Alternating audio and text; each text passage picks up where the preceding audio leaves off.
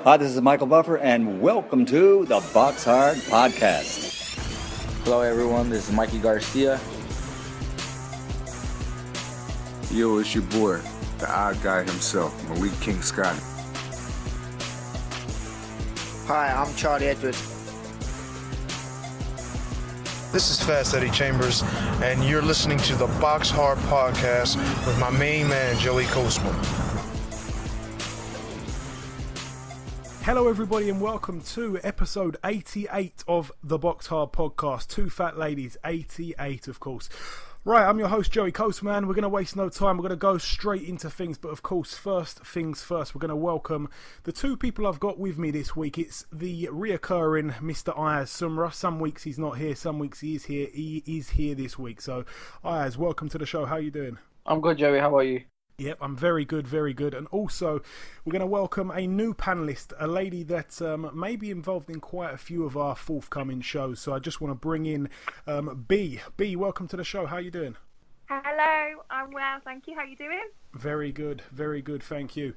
Right, we're going to dive straight into part one. Part one, of course, being the review part. So we're going to revisit the fights from last weekend. We're going to start with a card that happened over in, I think we're gonna go and start over in the USA. This one took place, I believe, on Friday. I could be mistaken. I think it was last Friday. It was over in the Masonic Temple in Detroit, Michigan, USA.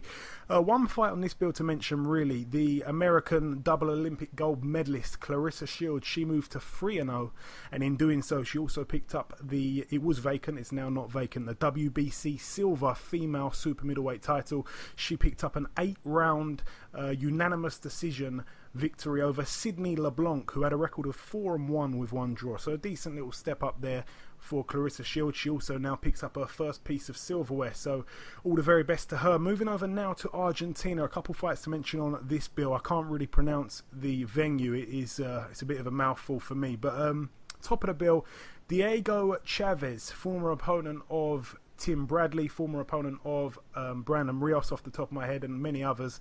He moved to 26 professional wins. He's got 2 losses and 1 draw. He picked up a KO in round 2 over Jean Carlos Prada, who had a record of 32-3.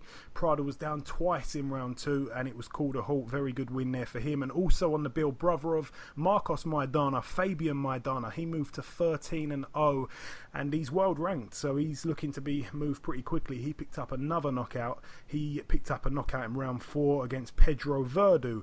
Verdu was down once in the 4th round, and I think he received a standing count and then went down again, and the referee jumped in, and that was enough. So good win there for Fabian Maidana. Moving over now to Denmark. Our very own Luke Blackledge went over there to take on the old crafty veteran Lalenga Mock. Lalenga Mock, a guy that, as I said on last week's show, a man that once fought David Haye when David Haye was a young cruiserweight. Lalenga Mock actually dropped David Haye when they fought, and he got the better of our man Luke Blackledge, unfortunately. So Luke Blackledge comes back with an L. His record now 23-4 with 2 draws, and Lalenga Mock picks up victory number 40.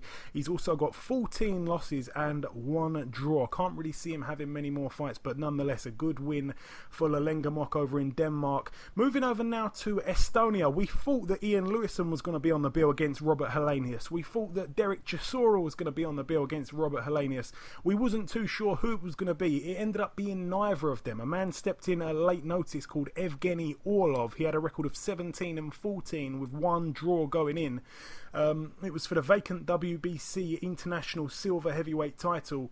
Orlov was deducted a point in round 4 for hitting after being told to stop by the referee. The referee called stop boxing, and Orlov threw a shot, so he was deducted a point for that in round 4. He was also deducted a point in round 5 for continuously pulling down Helenius' head, and Orlov decided after 6 rounds to not come out for round 7. It was probably a wise choice, but a win there for Robert Helenius against an opponent we didn't really want to see him in there with, but nonetheless another win for him. 25-1 now. That's it from Estonia. Moving over now to Germany. Our very own Paul Smith Some people like him, some people don't, but he got in there again at world level. He took on the WBA World Super Middleweight Champion, Tyrone Zoiga.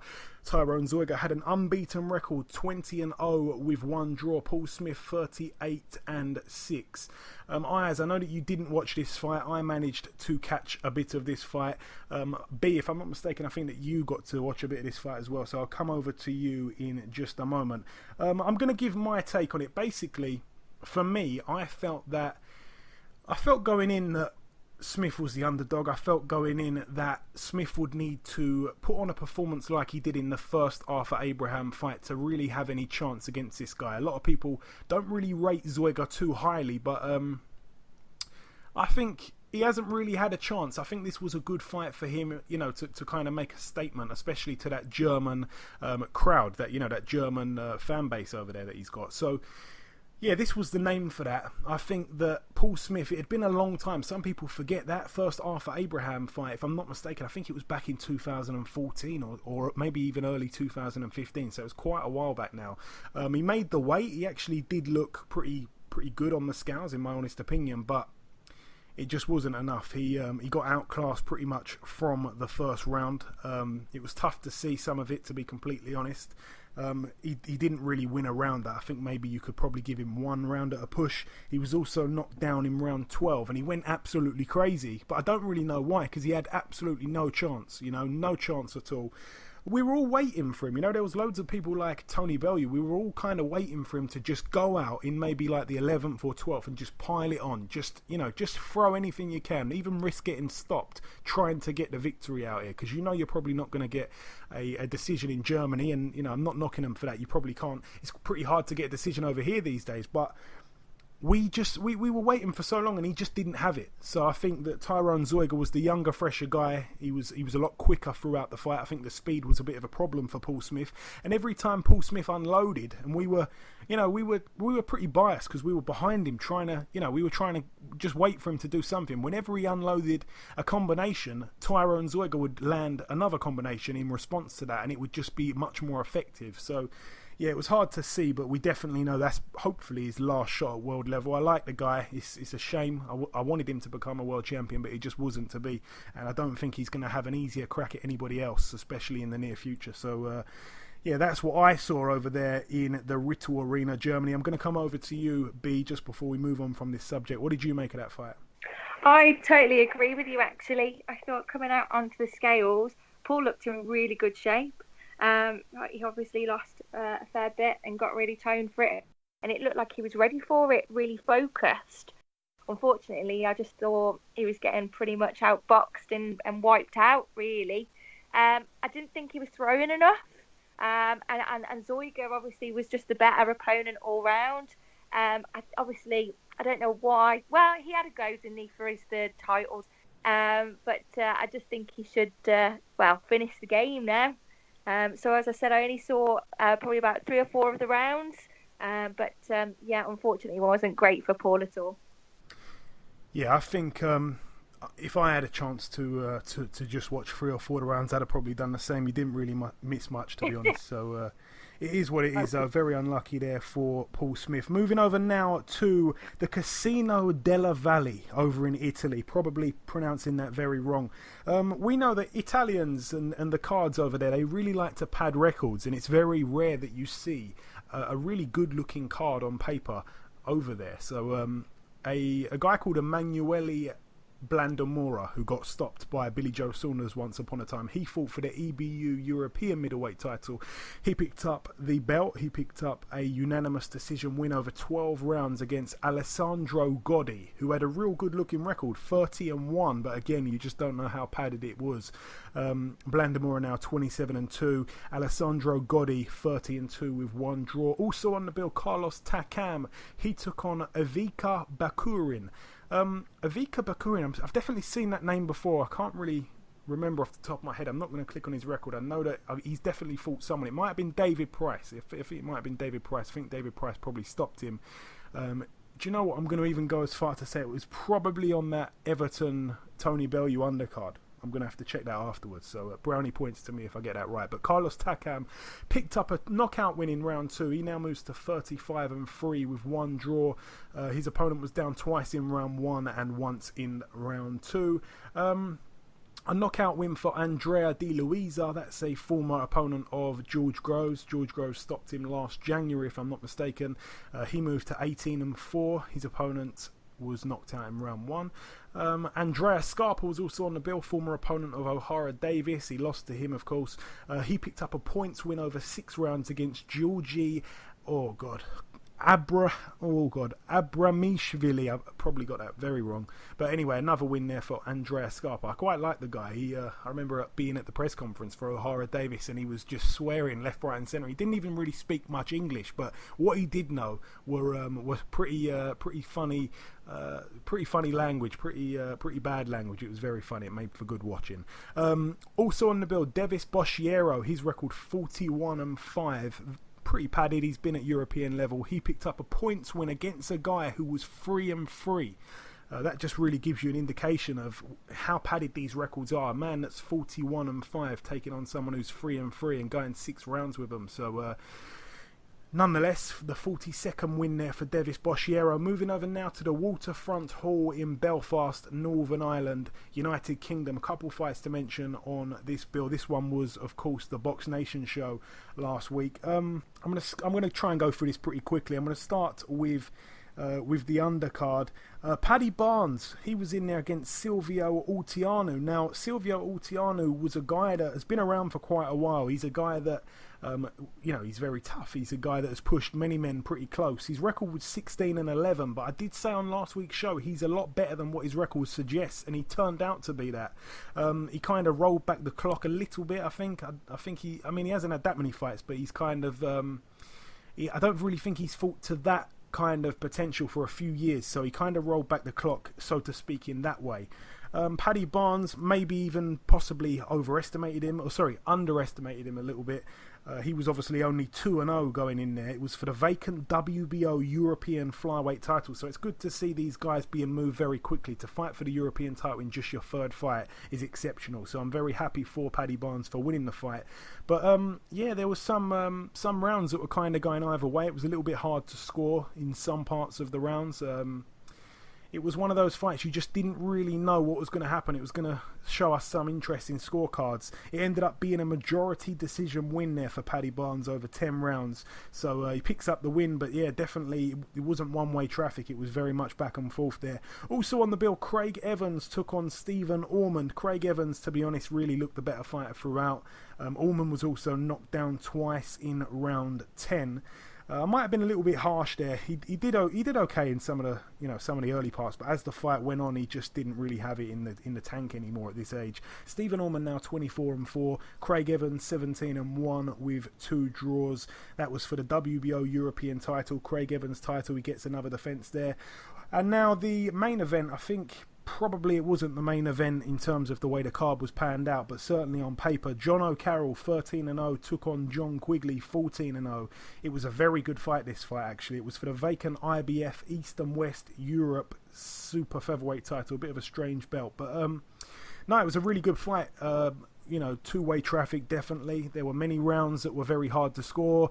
Sometimes it kind of felt like it was one round to one guy, then one round to the other guy, and one round to one guy, and it was kind of back and forth like that. So very good action there.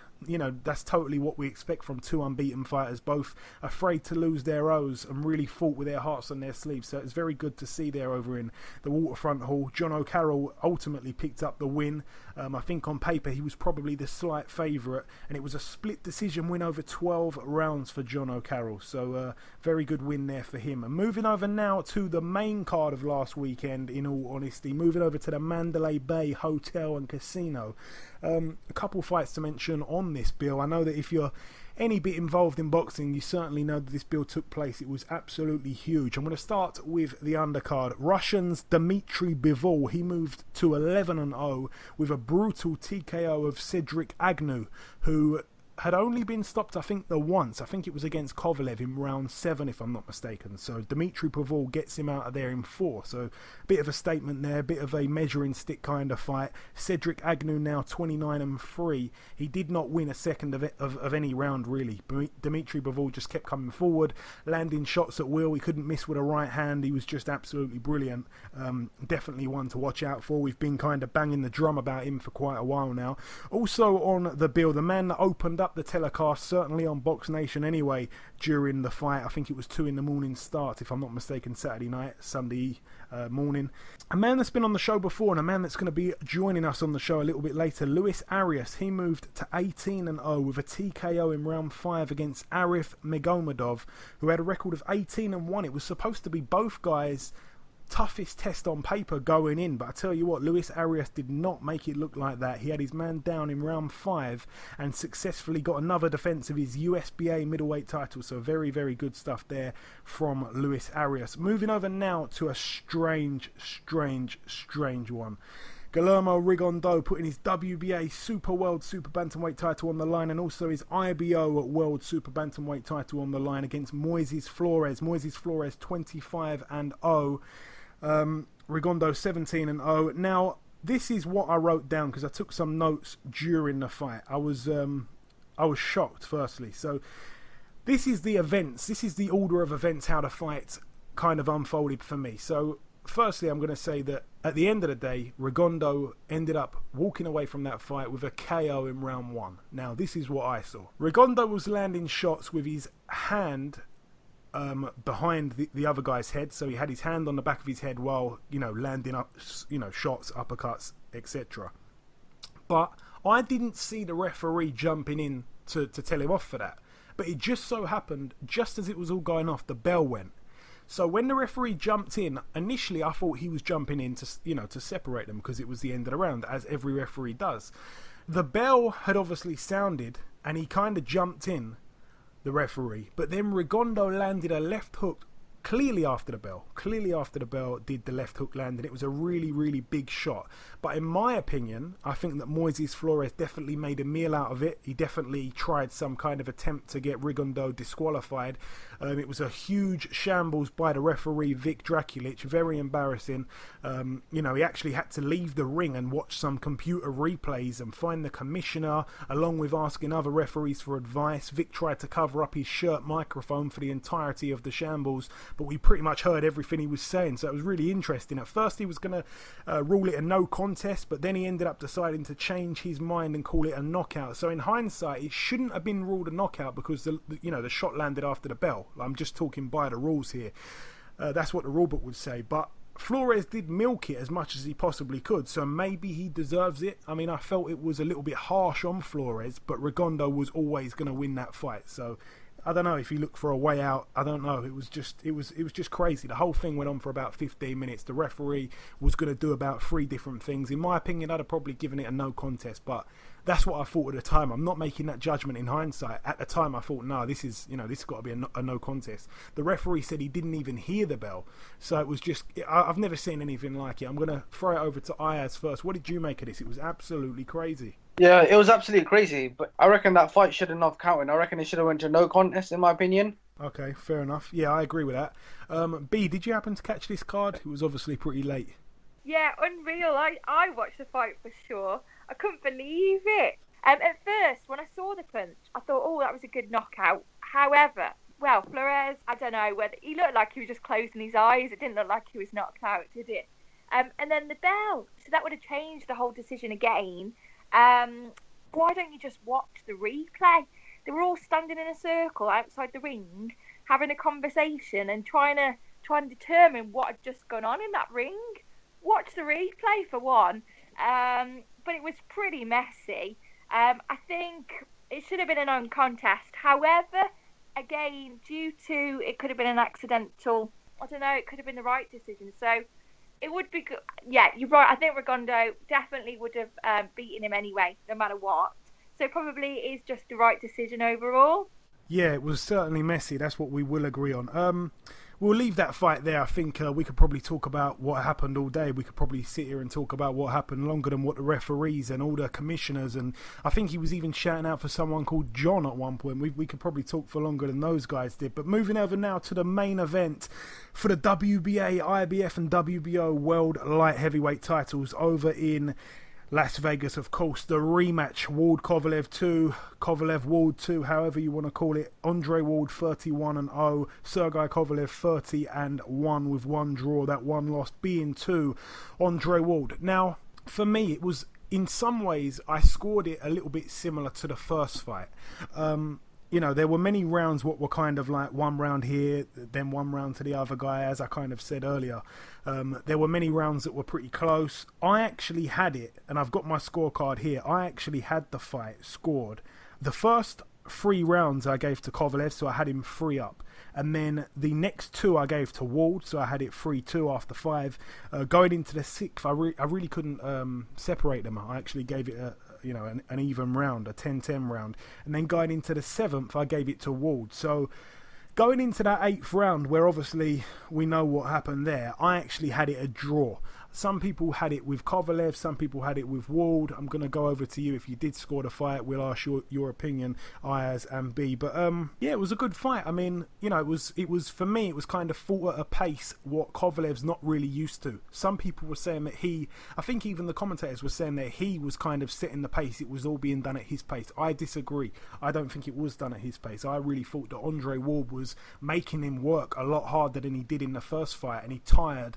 He kind of tired around the same time as he did in the last fight, and you know, he took on like a conditioner in this in this camp. So yeah, for me, I just really thought that Sergey Kovalev, again, he kind of underperformed. But I think last time it was very harsh. I think he should have won the fight, but this time I had him to win. Obviously, as you had him to lose. You had Andre Ward to win. You predicted it right. But for me, I did see a really good right hand just before the stoppage, and I also saw a really good, I think it was a really good left hook to the body, like right on the ribs, you know, a really good shot. Both of those punches landed by Andre Ward. And then it seemed like there was 3 repeated uppercuts straight into the nuts of Kovalev. Now, I could have got that wrong. Some people said that the first one was, you know, kind of like it was a legal shot. It was kind of on the, you know, on the line. It was just sort of just around like borderline, as they kept throwing out that word, borderline. Now, the other 2, I haven't really seen it disputed that they were underneath that line there. So they were actually low blows, but they were not called. There was also a low blow in round 7 that was not called, and on the replay it certainly was a low blow. So the referee didn't have a great job there, Tony Weeks. But for me, I felt like Ward was really taking over, but it was a bit of a shame because we didn't get to see it end in the way I would have liked to see it end. So, yeah, I feel very sorry for Kovalev, because for him, he kind of feels like he's been hard done by the officials twice in a row now. So I feel for him, but his record now 30-2 with one draw. Andre Ward 32-0. Absolutely phenomenal fighter. Can't take nothing away from him. He's really impressed me in both fights, to be honest. What did you make of it, Ayaz? I'll come over to you first. I think it was a very good fight. I reckon it was a bit similar to the first one. However, they were both going for a knockout. Obviously, Kovalev said that he's going in for the knockout, and Andre Ward said he's going in for a knockout. Now, we know Andre Ward is not a knockout artist, but if you look at his fights, he's won 16 of them via knockout. Now, in the early round, you can see that Kovalev is trying to hurt.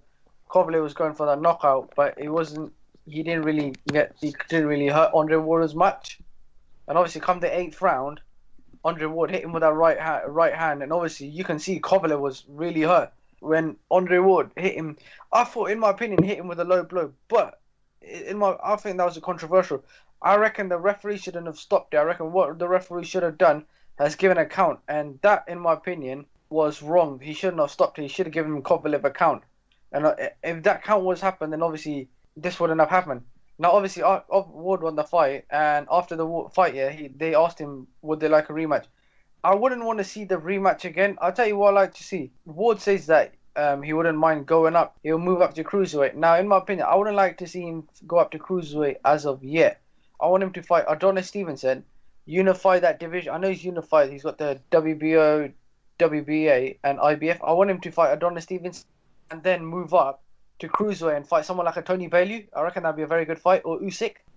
Yeah, there's a lot of good fights out there for him. I don't really think we're going to see Tony Bellew back at cruiserweight anytime soon, though. But what I will say is he could have gave Kovalev a standing count. I'm not sure. I don't know. They've kind of gone out of fashion a little bit now. I'm not sure if all states in America actually allow that in their rules.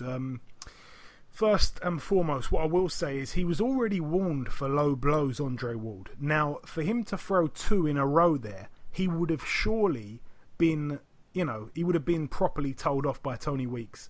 I think that he would have probably even had a point taken off. And if that were to have happened, and Kovalev would have then ended up winning that round 10-8, it could have, and even took a 5-minute break, it could have really, really been, it would have been a fight where Andre Ward would have pretty much had to win every single round just to get a decision there. So, but no, I don't know. It was just one of those fights. It was a bit controversial, just like the last.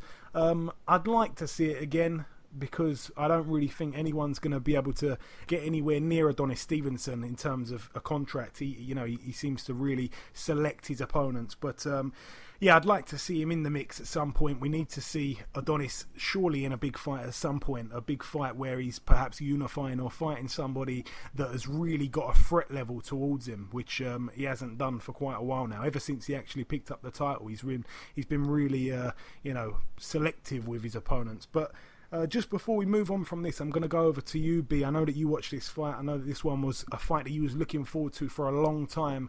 What did you make of the whole thing? Yeah, just going back to the beginning, really, for the scoring of the fight. I feel like I've got a lot to say about this one, actually. Yeah, I had it close, similar. I had Kovalev winning the first 3. I had then Ward coming back on the 4th. And then I had, anyway, it was by the end of the 7th round, I had it at 67 actually to Kovalev and 66 to Ward. I think Ward was coming on stronger towards the 7th round, and I even saw like a little smirker on the end of the 6th round there from Ward, thinking that he's got it. But then the 8th, I was so annoyed actually. I was swearing at the TV at the time when I saw them 3 low blows. I was like, I couldn't believe it. I didn't know how the ref missed it really. And then I was just disappointed with that result, because I do think that Ward may have, he was coming on strong. He probably would have finished the fight from there. So why doesn't he just win in the fair way that it should be done? I was really enjoying the fight, and I was highly disappointed, disgusted really on how that happened. Or it could have gone the other way as well, because as what you said, it could have been a 10-8 round or points taken off, etc. So I want to see it again, to be honest with you, because it's unfinished business. With the post-fight as well afterwards, I did hear Ward. I've seen a little bit of video footage with reference to Ward talking. Someone obviously asked him about the low blows. He didn't deny it, actually. He just mentioned about Kovalev hitting him around the back of the head. So it's not like he even denied it, really. So as I said, disappointed. What I do want to see, though, going to Ayaz with where he should go next. Again, I want to see him with Adonis Stevenson. However, I don't think he'll take the fight, because I think Adonis is a lot more powerful.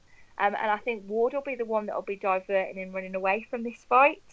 I do think he should go for it, though, as what I said, unification of the belts. But I do think he'll try and attempt to move up in weight. Tony Bellew, I don't know whether he'll come down again now or where he's going to go. The Usyk fight, yeah, could be a good one for Ward. But he's not about good books anyway right now. So we'll leave it at that one. Fair enough. Yeah, no, I agree. I think, firstly, I think I'd be pretty surprised if he does swerve that the Adonis fight, especially if his reasons for that are to move up. If his reasons for that are to stay away from that one punch ferocious power that Adonis Stevenson's left hand possesses, to then go up to cruiserweight where there's arguably, well, I wouldn't say maybe the one punch knockout artist, but there's guys up there that of course can bang as well.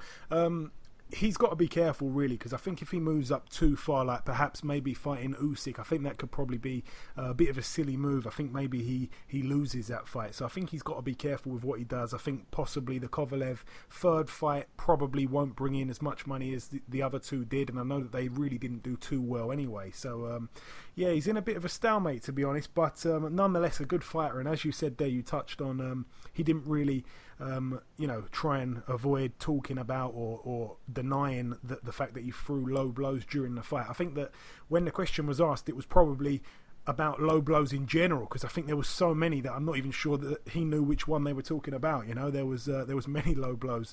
Tony Weeks, as you said as well, didn't really do a great job. But we'll leave that card there. Moving over now from Las Vegas, Nevada, to the Tostitos Championship Plaza in Texas, the final bill to mention from last weekend. A couple of fights on this bill, really. Two young prospects from the Robert Garcia gym over in the US. Hector Tanahara, a man that's been on the show before, he moved to double figure wins. He's now 10-0. He picked up a majority decision win over 6 rounds against Eduardo Rafael Reyes, who had a record of 8-9. Hector Tanahara has actually had a bit of a hectic few months as well. I remember one fight he was in, I think it was 2 fights back, he was dropped and he got up off the canvas to win on points. His last fight, I think he won pretty comfortably, might have even been a stoppage, and now this fight, just a majority decision. So, yeah, it's been a bit hectic for Hector. And also Joshua Franco moved to 11-0. He also picked up the vacant WBC Youth Silver Super Flyweight title against Oscar Mojica, who had a record of 10-2. So a good win there for Joshua Franco over 8 rounds at Super Flyweight. And top of the bill over there, Fidel Maldonado Jr., 23-3 with 1 draw, took on Pablo Cesar Cano, who had a record of 30-5 with 1 draw. Maldonado was down once in round 4. It was for the vacant WBC Feca Box Super Lightweight title. I actually said last week I think that it was going to be a good fight. I didn't manage to catch it. I've got to hold my hands up there, but it was a split decision win for Fidel Maldonado Jr. So he was down in round 4, but got up off the canvas to win a split decision. So very, very good action. It sounds like very good action anyway there from the Tostitos over in Texas. So we're going to leave that there. That is the reviewing done. That's everything from last week covered. We're now going to bring in guest number 1. Ladies and gentlemen, please welcome the current USBA middleweight champion, but more importantly, the man of the hour, Mr. Luis Arias. Luis, welcome back on the show, my friend. It's been a long time. Thank you, man. Appreciate you. Hey, it's my pleasure.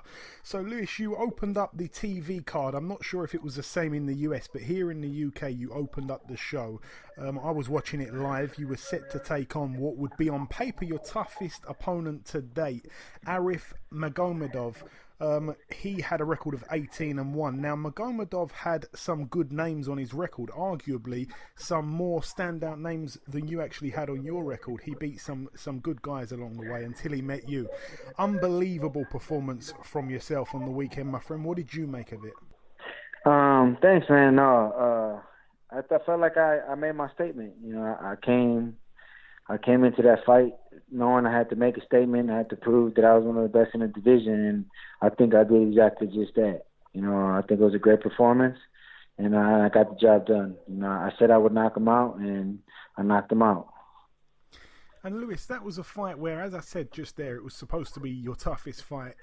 In terms of if you look at the fight on paper, it seemed to be a test for you. It didn't really look like a test. You pretty much won every second of every round. You completely outclassed him. Did you impress yourself at all with that performance? No. I felt like I did exactly what I needed to do. I always thought I was a bigger fighter. I had the more skills. Had the more tools, and I felt like he was basic. He was tough, he was strong, but it was just too one-dimensional. And I proved it. I did just that. I knew that once I touched him downstairs, it was a wrap for him, and it went just that way. Once I started slowing him down, it was pretty much over. It was only a matter of time.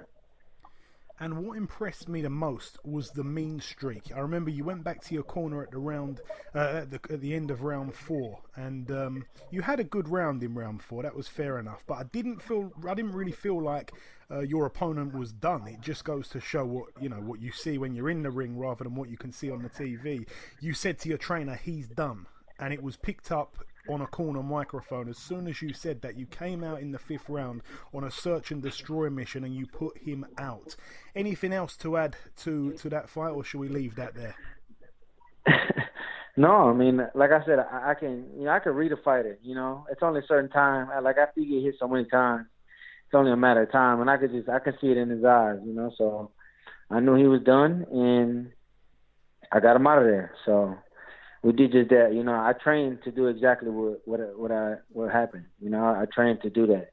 So I just got it done. Absolutely, my friend. Well said. So, just I think it was just yesterday, you put out a tweet saying, "Who do you guys want to see me fight next?" Are you looking to be fighting really soon, Lewis, or possibly in a few months' time? Yeah. No, I would like to fight, sometime in the fall, late August, maybe early September, get a date in September. So as long as I can come back, sooner than later, I didn't take any punishment. My hands are all right. I just need some time to myself, and then we can get the next date going ASAP. So I'm ready. I'll be in the gym. And obviously a lot of people responded to that tweet, throwing a few names in what they'd like to see you share the ring with. Is there anyone that you've got that you'd like to fight next yourself? I would like to fight, I just need anybody with a name, Like I already said, guys with a decent name in the game, like somebody like Andy Lee. I want to get David Lemieux before the year's up or early next year. Just anybody who the public knows, like you said, on paper, I don't have any names on my record, so I just need some names, guys that people think would be a tough fight for me, so I can prove that, I'm the best in the division. So anybody, I'm ready for all of them. It didn't matter, I'm at a high level right now, so anybody can get it. Anybody can get it. Now, Lewis, you just named 2 guys there that I've written a little list of guys that I would like to see you perhaps step in the ring with. I just want to go through the names. If you just give me a sentence on if you think that fight would be a good fight, or if you don't think that fight would be a good fight, or anything else that comes to mind about these guys. I didn't include Andy Lee or David Lemieux. I kind of probably went just a little level back from that in some of the names that I put down. What do you think about the Willie Monroe Jr. fight? I think it's a good fight, but Willie, I don't think Willie has a big enough name, but if that fight comes to the table, I'll take that fight, but anybody. And what about Ishe Smith, or is that's a friend of yours, if I'm not mistaken? Does that? Nah. You don't want to fight. You're too close. No, Ishe, towards the tail end of his career, and he's really a 154, so I don't really see that as helpful. Yeah, fair point. What's your take on the Jamal Charlo thing? He was a great fighter at 154. He's now binned his belt. He's come up to 160. How about that one? Yeah, that fight. I think that fight is going to happen eventually. I think that's a good fight, and eventually we're both headed towards the same direction. And it looks like we're going to meet one day, and that's going to be a great fight. I'm looking forward to that fight. What about Gabe Rosado or Curtis Stevens? Again, 2 guys that have been in the ring with Triple G, big-ish names. Yeah, those are 2 guys, two names that that work. Like I said, Gabe Rosado has a big following. A lot of people know who he is. He's known to give everybody a tough fight. Somebody like Gabe Rosado, I could fight a Martin Murray. That's a good fight. Big name. Guys like that. That's who I need on my resume. That have fought multiple world champions. That fought, in tough fights, that proved to be tough fights like that. So, looking to fight guys like that, but I'm going to just let, my team pick and choose, and whoever comes to the table, I'm going to treat them the same. Yeah, absolutely. And the last name I want to throw at you now, this is going to be a bit of a wild card. You probably wasn't expecting this name. I'm just going to throw it out. Sergio Mora. I like that fight. Yeah. That's a good fight too. Sergio Mora, that works. that's a good fight. It's another name. That works. I don't know, man. I'm gonna be a tough fight. I feel like a lot of people aren't gonna step up to the plate to just fight me easy like that now. I think I made a clear enough statement that it don't matter who I fight. It's gonna be hard to beat me. So we'll see, man. Whoever they bring to the table, I'm willing to fight. Absolutely. Now, your former promoter, and I know that last time you were on the show we spoke all about this, but your former promoter, Floyd Mayweather, and yourself, are you still not on good terms? Are there hostile feelings between you both? No, no, not at all. I'm moving forward with my career. I'm doing my thing. I learned a lot from over there, and it's cool. It ain't no hard feelings. You move on. I've moved on. Yeah, good. And the reaction, I wanted to get your reaction to the main event of the card that you fought on Saturday night, Ward Kovalev 2. Should there be a third fight? What did you make of that fight first? I thought it was a real good fight. I thought it had a great ending. I felt like it was real competitive. Leading up to the knockout, Ward looked sharp, Kovalev looked sharp. I thought it was a great fight, and it had another crazy ending. Should they fight again? I don't know, maybe down the road. I don't see why. I mean, that's 2 W's. So maybe if Kovalev gets a couple wins, and Ward gets a couple wins, and for whatever reason they want to do a third, they can do a third. But I don't think there needs to be like an immediate rematch again. Yeah, fair point. Yeah, another slightly controversial ending, but we'll have to wait and see with those two. So, your former promoter returning to the ring August 26 against a man making his boxing debut. The man is going to be, he's going to break records for being paid the most in a boxing debut in history. Have you got any interest in that whole fight there? No, not really. But it's going to be a blowout. Yeah, but sure. It's going to be a big event. It's going to be a big event, and hopefully the undercard's good. I'm hoping so. It's going to have to be. It's going to have to be. Yeah, I'm hoping so. It's just going to struggle to get some of the hardcore fans involved, but I don't even think they need it. I think it's got so much attention that they don't even really need an undercard in some ways, but we'll have to wait and see for that one. So, Lewis, you're ranked 7th with the IBF in world rankings, if I'm not mistaken. The IBF champion is currently Gennady Golovkin. He, at this moment in time, is tied up with the Canelo fight. The press conference was earlier this week. The first press conference they did was in the UK. I was there. Who do you think wins that fight, in your opinion, Lewis? A great fight. Yeah, I think it's going to be a good fight. I'm leaning towards Golovkin, though. I think he's too big. But Canelo definitely has the skills. So we're going to see. It's going to be a good fight. And the final question I'm going to throw at you, I wasn't going to ask you it, but when you said anyone can get it, it kind of threw Adrien Broner in my head for a minute there. Adrien Broner taking on Mikey Garcia. Wonderful fight. What's your take on that one? Yeah. Great fight, man. I'm hoping Broner looks in incredible shape. If Broner comes in shape in the 140 and he's the Broner that we know he is, I definitely think he could be able to pull this fight off, So I just don't know what Broner's going to show up.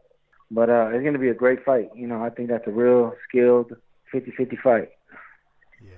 Some brilliant fights this year being made, and that certainly is one of them.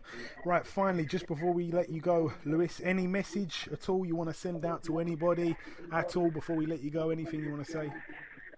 No, not much. Just, follow me on Instagram, follow me on Twitter at Luis Cuba Arias. And, I'll let y'all know when the next fight is. Hopefully it's soon. Yeah, absolutely.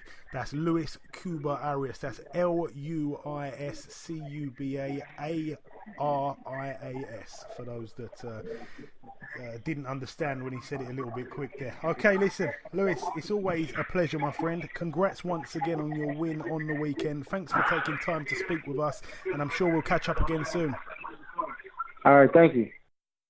Okay, now it's time for part 2 on this week's show. This part, of course, the preview part. But before we get into that, it's the same thing every week. We go over to Ayaz with the latest boxing news from around the world. Ayaz. Heavyweight contender Brian Jennings has signed with Top Rank Boxing. Yes, I don't know. He's a guy that I think, if I'm not mistaken, he had 2 back-to-back fights for world titles. I think He fought Vladimir Klitschko. He lost that fight. Then he fought Luis Ortiz for the WBA belt, whatever one he had, the interim WBA belt at the time, or whatever Luis Ortiz had. So he kind of had 2 back-to-back fights, and I don't really think he necessarily deserved them, and I don't really think he necessarily has built his career in the way that he's ready for those fights. I don't really think he's had enough learning fights to be in that position. I'm not taking nothing away from him. He's a good guy, he's talented, and I wish him all the best, really, because he's been too inactive. I know that he was with Gary Shaw, and to hear that he's now with Top Rank, which is obviously one of the world's leading boxing promoters, it's good news for him. So hopefully we see him a little bit more active in the future. That's all I've got to say on that one, Ayaz. Roman Gonzalez will look to regain his world title in a rematch with Rungsavai on September the 9th. Yes, obviously a fight that many people thought could have gone either way, a fight that Chocolatito was down in as well and cut. And it was, I don't know, it was a very close fight. I was very sad because I wanted him to overtake Mayweather's 49-0. I think he was 46-0 or 45-0. And then unfortunately he got a loss to that guy from Thailand with about 5 different names. But we wish him all the very best in the rematch. Hopefully he can avenge that loss. Box Nation will air Canelo Triple G in UK on September 16th. Yes, a press conference that happened earlier this week. I was there as well. It was really good to actually be there. It was one of those press conferences where the time it was scheduled for was 12:30 for 1, and I like to kind of get there just before 12:30, but when I got there just before 12:30, there were seats taken already. Like, there was such a big turnout. You don't always get that at Frank Warren events, which is very unfortunate, but he seriously got a big crowd there. 2 of the world's best superstars and biggest superstars in pound for pound boxing right now, so it was good to see a great turnout for those guys. It was the first stop of their world tour in terms of press conference promotion for their big fight in September 16th. But it was a great fight. I asked Golovkin a question as well in the press conference. I think I said to him, because basically Canelo's coach, Eddie Reynoso, he actually made it very clear. He said, we're going into this fight to knock Gennady Golovkin out. We're not going to win on points. We're going into that fight to knock him out. And I said to Golovkin, you've been hit by some big guys. You've also sparred Canelo a long time ago. Do you feel that he's got the power to knock you out? And Golovkin gave a long and detailed answer. So I won't say what he says because it's not as scary saying it in my voice. I like when he just goes, this is boxing. This is boxing, and the way he says it. So if you want to see that, head over and see the press conference. You'll see my question asked. It was about 31 minutes in. You'll just hear my deep voice coming on the on the mic. I was a little bit too close to the mic at one point, and Golovkin couldn't find me either. He was his eyes were going all around the room. I had to wave my hand above my head. But yeah, enough of that one. A great fight, Ayaz, of course. And I'm happy that Box Nation shown it. Actually, I'm not sure if it's going to be. I think they're doing a pay-per-view thing for it, but I don't know for guys that are already subscribed to Box Nation. I'm not sure if that comes included or you actually have to pay on the one-off for that fight. So I'm interested to see what happens there. Right, Savannah Marshall will make her professional debut on August 26th at T-Mobile Arena in Las Vegas as part of the Mayweather-McGregor undercard. Yeah, Mayweather obviously signed her to his promotional stable when he was over in the UK for that short spell. So yeah, she's a really talented fighter. It's going to be good to see her embark on her pro career, not just because she's with Mayweather, but because she's talented herself, and it's a great stage. I'm sure there's many people out there that would love to debut on a card that's going to be that big, despite it being a bit of a circus act. What a fight to debut on, what a card, what exposure that whole thing's going to be when it's all put together. Gervonta Davis will return to the ring on August 26th as part of the Mayweather-McGregor undercard, and he's expected to defend his IBF belt. Yeah, Gervonta Davis, obviously, a young protege, a man that's been manufactured in many ways by Floyd Mayweather, as we just mentioned. It's another addition to the undercard. There's obviously going to be a lot more. I think they're even talking about Badu Jack potentially being on that bill. There's a lot of rumours about him and who he may be fighting, but no, it's shaping up to be a good bill. To be honest, I think it has to be to get some of the hardcores that have decided I'm not buying this fight. I think it needs to be a good undercard to get that audience brought in as well. Just really to make more dollars, as they say. Is that it for the news, Ayaz? Natasha Jones has signed with Matchroom Boxing and will feature on the Next Gen show this coming Friday. Yes, absolutely. It's a strange one because I don't really know too much about the amateurs, and I don't really know too much about the female side of the amateurs. But from what I've heard, I think that Katie Taylor and Natasha Jonas maybe had a few fights in the amateurs. You might be able to come in here, B, if you know anything about that. Did they have some fights in the amateurs, or do you know? I don't know actually, Joel. No, fair enough. I don't have a clue, but I think they had a bit of rivalry. They might have had a fight or two. So I was a bit surprised when I saw them sign her. But you know that Eddie Hearn's absolutely huge on Katie Taylor, and I found it a bit surprising. Whenever they sign someone, they do a press conference. They haven't done the press conference. She's fighting straight away. It's the first thing she's doing. So I found that a bit shocking.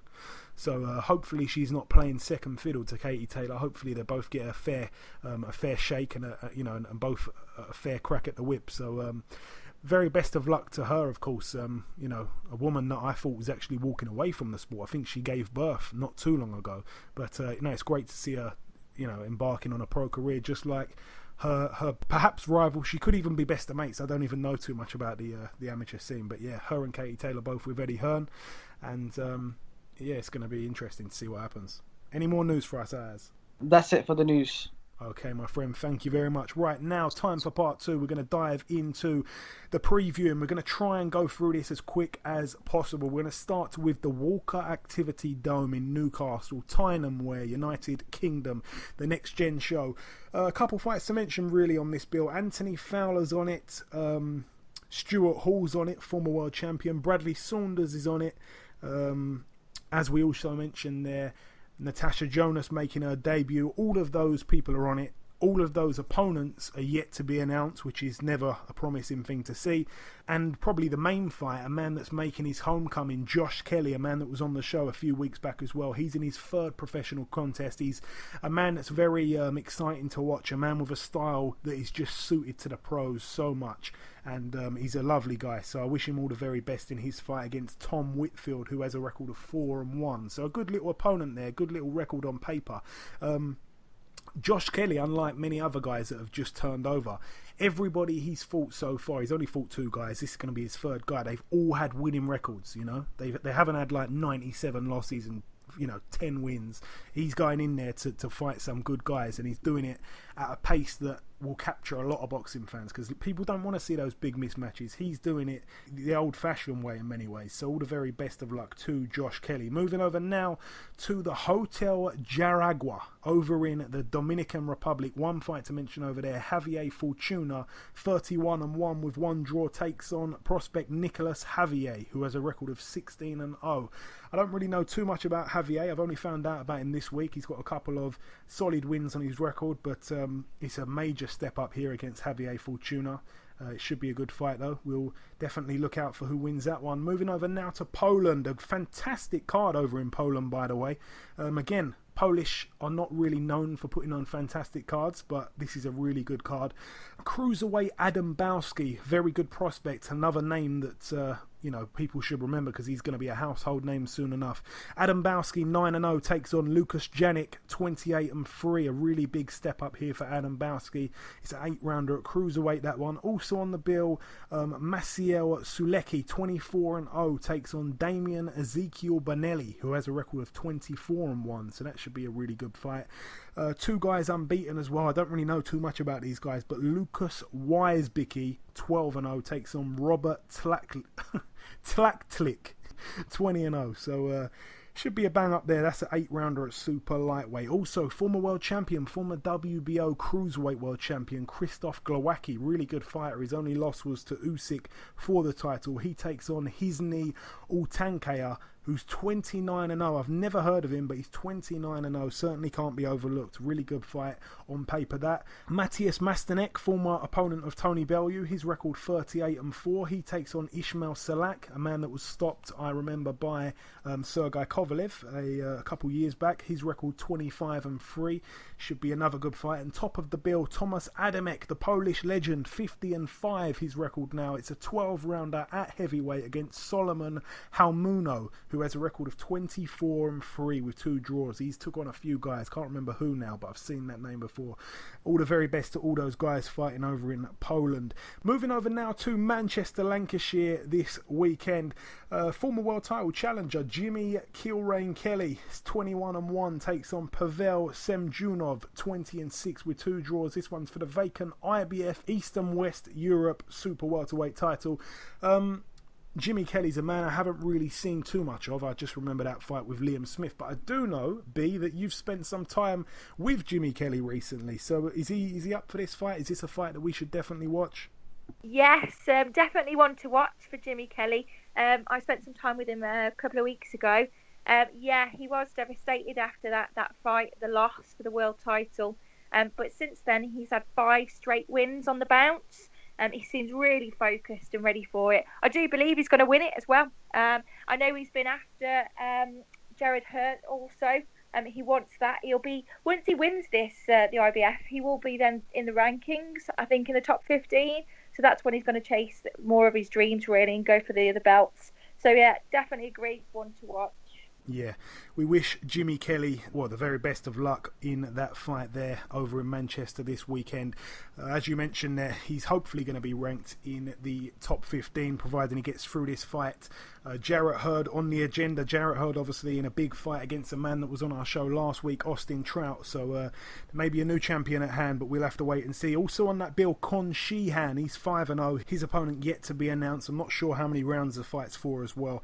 Con Sheehan obviously being trained by the master Peter Fury. There's no other way to put it. Moving over now to California. One fight to mention over there. A man that we've been talking about for so long on this show. We've tried to get him on many times. I think he's a little bit too big for us now. He's a guy over in the States called Devin Haney. 15-0. He's only 18 years of age. He was sparring Floyd Mayweather the other day. The man is definitely a name for the future. He's a name that we've mentioned so many times on this show that you must have heard of him if you've listened before in any show.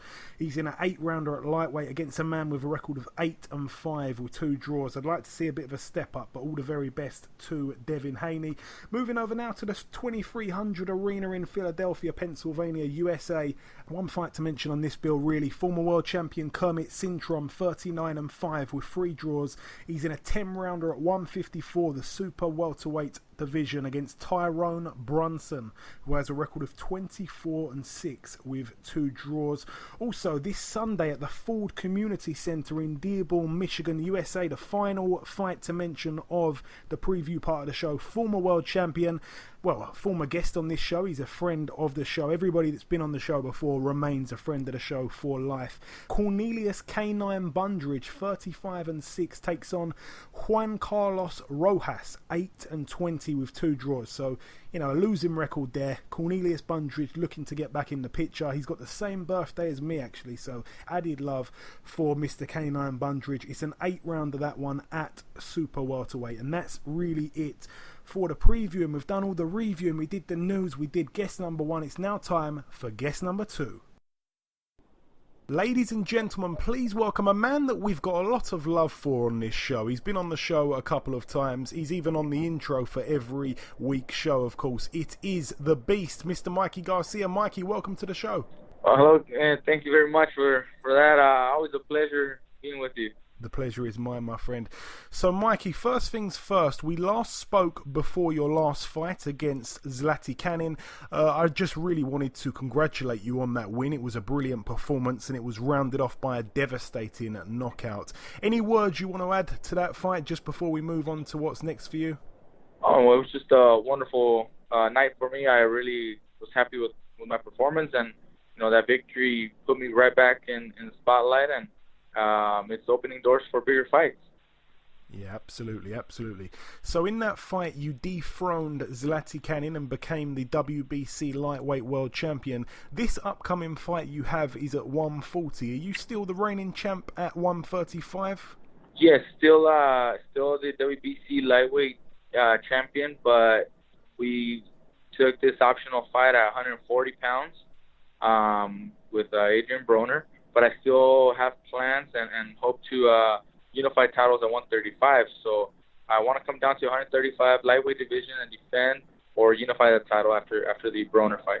Okay, thank you very much for clearing that up. That was something I was a little bit confused about. Right, so now the fight itself, as you just mentioned there, it's 5 weeks away this weekend. You take on Adrien Broner on July 29th at the Barclays Center, Brooklyn, New York. There's no belt on the line, obviously, but this fight does not need a belt, in my opinion. Here in the UK, people are going wild for this fight. What has it been received like over in the States, Mikey, by the media out there and the boxing fans, of course, out there too? It's been a great turnout. Fans and media are very excited for it. I hear, all the buzz, is surrounding the fight with, Broner and myself. So it's being accepted very well. People are anticipating a great matchup, which I think it's going to be a great fight. And I'm just very, very happy to be giving the fight fans, fights that they are excited about, fights that are memorable fights like that. So that's why we're really doing all that we can to give those kinds of fights to all the fans. Yeah, absolutely. And there's many great fights that are being made this year, and certainly yourself and Broner are certainly putting one on. It's a fantastic fight. What do you make of Adrien Broner as a fighter, Mikey? He's obviously an extremely talented boxer when his head's screwed on properly and he's properly dedicated. Well, you said it yourself. When his head's screwed on properly, he's a talented fighter. He's great. He's got great skills, speed, power, reflexes, counterpunch. He can do it all. And that's what I expect to see on July 29th. I expect him to be at 100%. He's taking things a lot serious for this fight, so I cannot expect anything less. And that's going to allow me to perform to another level also. That's going to bring out the best out of me. And obviously, we all know that Broner hasn't made the 140 limit since September of 2014. I've heard that there are stipulations should Broner fail to make the weight. Could you just elaborate on that a little bit, Mikey? What will happen if he doesn't make the weight?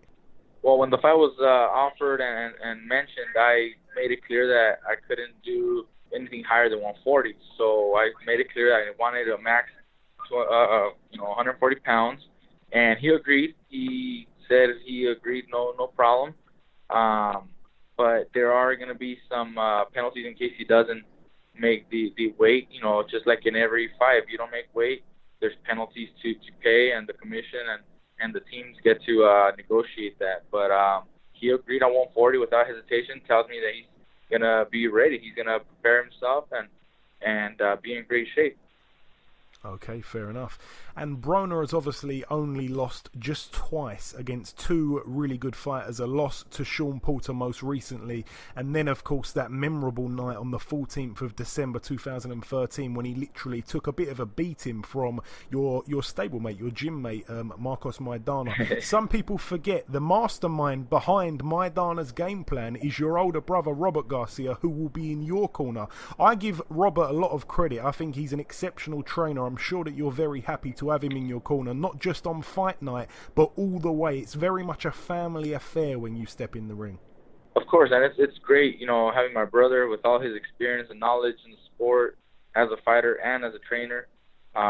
It combines both worlds and really helps me in my fight game. But I think with the game plan, with the right training, we can beat anybody. And he did it with Maidana. He beat Broner took his undefeated record with Marcos Maidana years ago, and we have already started working on game plan for Adrien, but it doesn't have to be the same as Marcos, because Marcos has a whole different arsenal of tools than what I do with different fight styles. But we can always incorporate and try to use a little bit of everything to overcome any obstacles and challenges that Broner might present.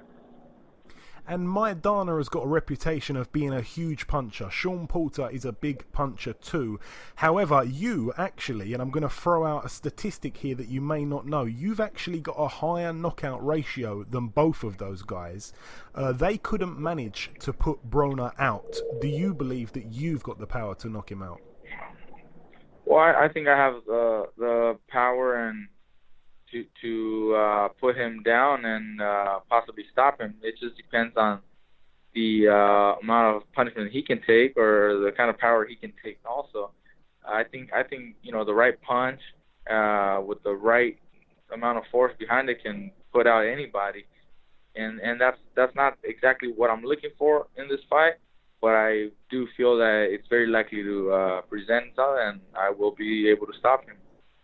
And Mikey, that little stat that I just gave you there, was you aware that you had the higher knockout ratio than those guys?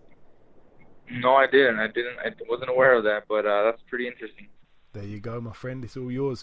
Right, I just want to ask you a couple of questions about a couple of upcoming fights just before we let you go, Mikey. A huge fight. It's just kicked off, really, with all the press conferences. Triple G and Canelo. I know that you really like both fighters a lot. Who do you see winning that one? I think it's actually a very good fight and a very even fight, to be exact. I think Canelo has improved a lot in his last several fights. Good boxing skills, good speed, combinations, head movement. He's really shown improvement. And Triple G has faced better quality opposition, which makes him look like not as a monster as he once was. But however, I still think Triple G takes this fight by a slight margin. Okay, it's a big call. A lot of people are a little bit afraid to kind of put their neck on the line and give a prediction there, so I'm happy that you did that, Mikey. And also, I want to ask you about this one. It's a very good friend of the show, Lee Selby, obviously IBF World Champion. He's taken on a former opponent of yourself. It's his mandatory, Jonathan Victor Barros. You're the only man to have stopped Barros in his entire career. Have you got any advice for Lee Selby to help get the win on that one? Barros is no easy foe. Barros is tough, rugged guy, and he's experienced. So I don't think it's gonna be a very easy matchup. However, I do think Selby is the better boxer, most refined boxer with better boxing. And don't go out there looking for that knockout because it's gonna be challenging to get. But Selby can box circles around him. He could definitely win the fight in an easy title defense for him, and a nice 12-round decision where he can just box his ears off. We certainly hope so. And finally, Mikey, just before we let you go, the final question really, if you've got one, if you don't, then it's completely fine. Have you got any kind of prediction for the outcome of your fight, July 29th? How do you beat Adrien Broner? Well, I don't know if I never like to predict anything like that, but I do feel that I'm going to be ready to do whatever it takes to win. That being said, if I can box, I'm going to box. If I can counter, I'm going to counter him. If I have to put pressure and beat him that way, I'm going to put pressure. So I'll be ready to win no matter what. No matter what he brings, I'm going to be a step above and step ahead of him. Absolutely. Okay, listen, Mikey, it's always a pleasure speaking to you. You know that anyway. Best of luck for the 29th of July. We will be supporting you from the UK. Thank you for taking your time to speak to us, and we'll no doubt catch up afterwards. Thank you very much for the support. Love all you guys out there in the UK. Thank you for wishing me well. Okay, and that wraps up episode 88 of the Boxhard podcast. I'd like to thank our two guests on this week's show, Luis Cuba Arias, a man with a very bright future, and of course the current WBC lightweight world champion, Mr. Mikey Garcia, who's in a huge mega fight next month. We're also going to be doing a competition in the next couple of weeks in which you'll have a chance to get your hands on a signed boxing glove by the up-and-coming unbeaten beast and soon-to-be European champion, Mr. Anthony Yard. So watch out for that. I've been your host, Joey Coastman. Ayaz Sumra has been Ayaz Sumra. B has been with us for the duration of the show as well, making her debut on this podcast. You can follow her if you wish to on Twitter at @rock_Bernadette. We'll be back next week with another big show. As always, until then, take care and thanks for listening.